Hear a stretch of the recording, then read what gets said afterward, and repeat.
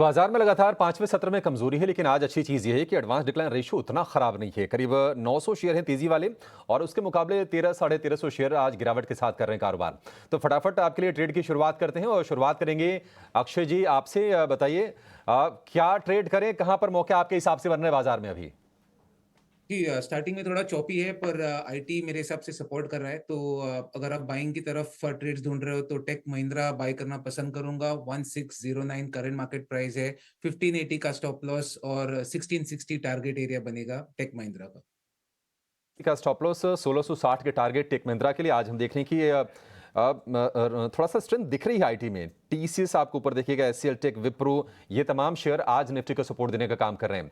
शिवांगी शारदा हमारे साथ है मोतीलाल ओसवाल से। Shivangi good morning. आप बताइए आपने क्या स्पॉट किया है, कहां पर मौके खोजे? जी बिल्कुल, ऑयल प्राइसेस हम देख रहे हैं कि लगातार बढ़ते जा रहा है, तो यहाँ पे बेनिफिशियरी रहेगा पेट्रोनेट। हमने देखा है कि कल के सेशन में भी एक बढ़िया सी प्राइस वॉल्यूम सर्ज देखने को मिली है। एक वीकली बेसिस पे लोअर टॉप लोअर बॉटम का नेगेशन हुआ है और एक क्विक शॉर्ट कवरिंग मूव यहाँ पे एड अप करेगा स्टॉक को। तो यहाँ पे खरीदारी की सलाह है नेक्स्ट 380 के टारगेट्स के लिए और 360 के एक स्टॉप के साथ।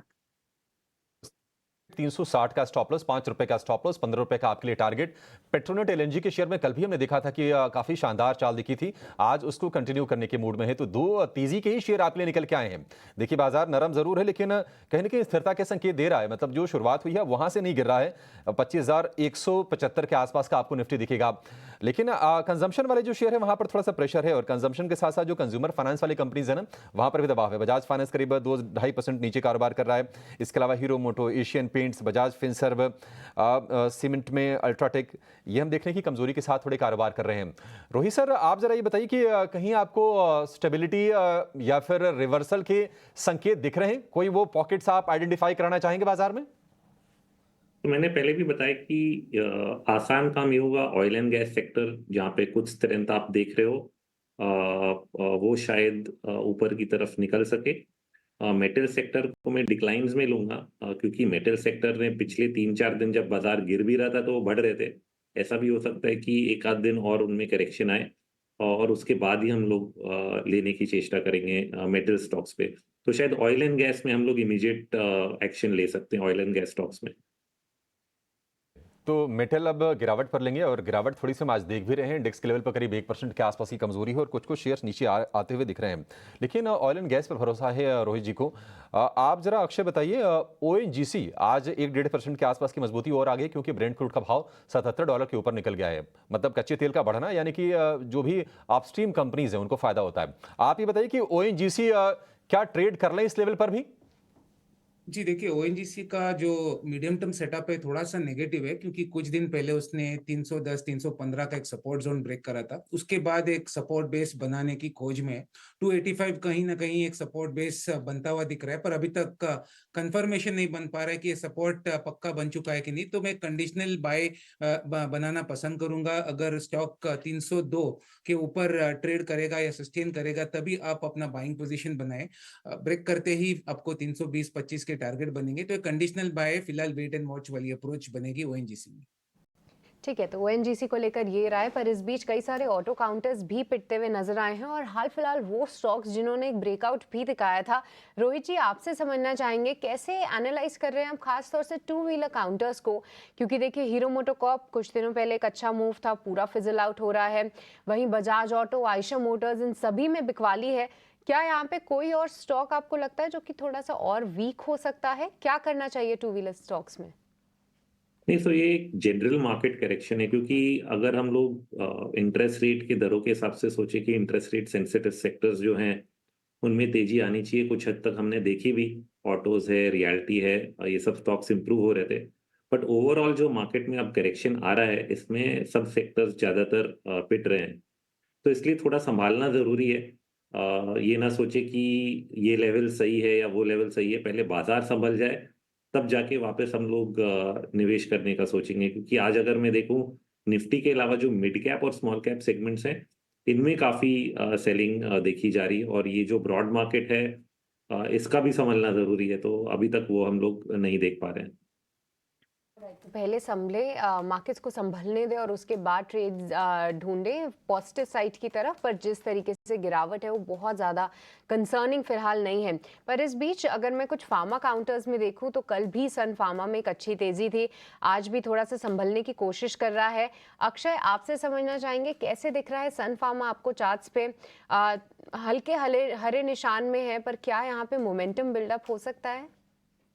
जी सृष्टि, अब ट्रेंड में है सन फार्मा, और यहाँ पे बस गए 3 दिन में थोड़ा सा मोमेंटम ऑफ हुआ है। पर ये मैं सोच रहा हूँ कि आपको खरीदारी के मौके दे रहा है, क्योंकि ऐसे चौपी बाजार में फार्मा, एफएमसीजी यही सब डिफेंसिव बेट्स होल्ड कर जाएगा। तो सन फार्मा में अगर आपको बाय पोजीशन बनानी है, आप बिल्कुल बाय कर सकते हैं।